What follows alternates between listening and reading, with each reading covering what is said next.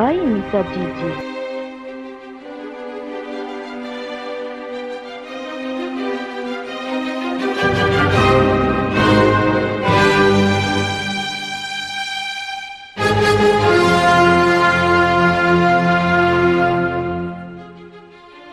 Atompoko ny raketako ny teninao mba tsy hanontako aminao. Salama tsiro ndy folo zato akembo folo.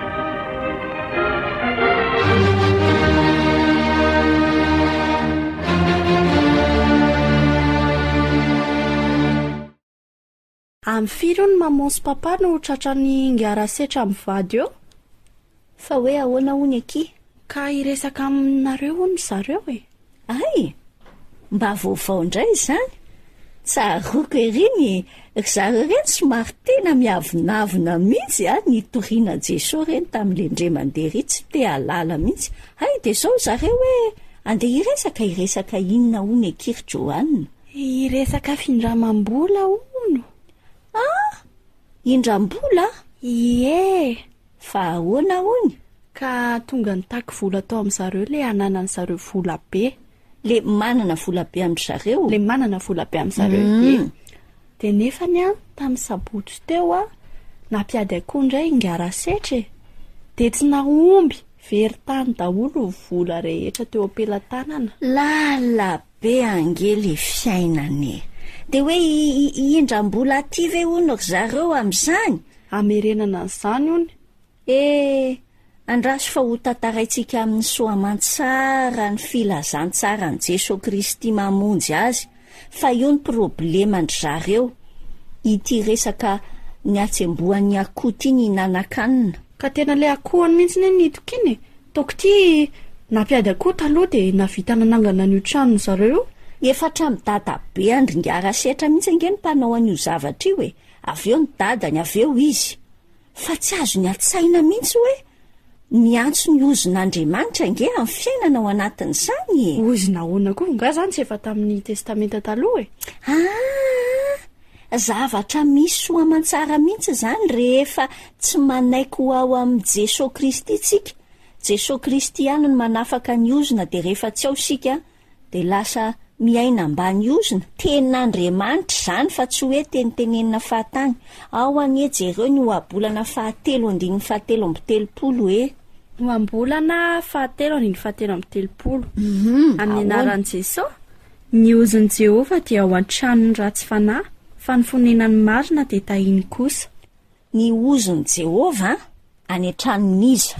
Any amin'ny tranon'ireo ngarasetra ve?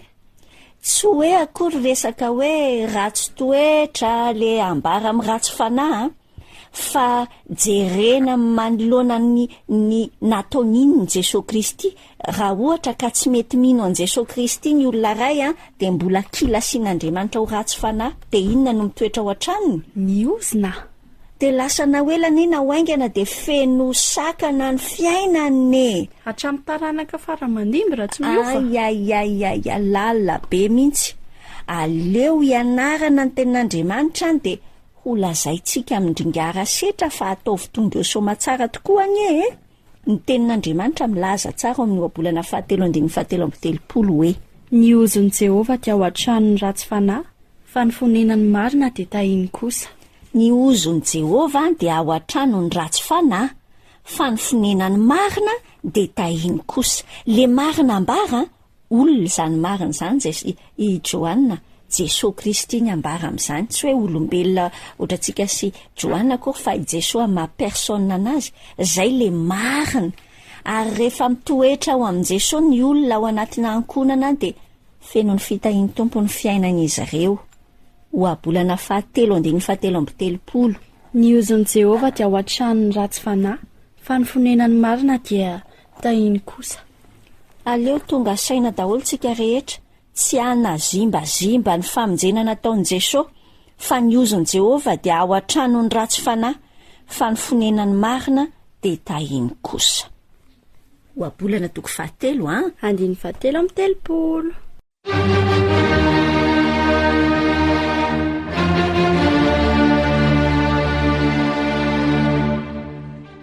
Ombay mitadidy.